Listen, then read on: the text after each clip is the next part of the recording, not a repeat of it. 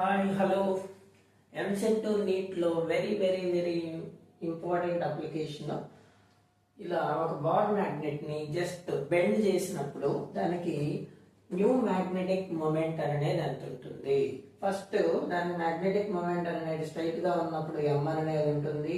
దాన్ని బెండ్ చేసినప్పుడు ఎంత ఉంటుంది అంటే m dash equal to 2m sin theta by 2 by theta where theta is angle. ఎంత యాంగిల్ తో బెండ్ చేస్తున్నామో అలాగా తీసుకుంటాం.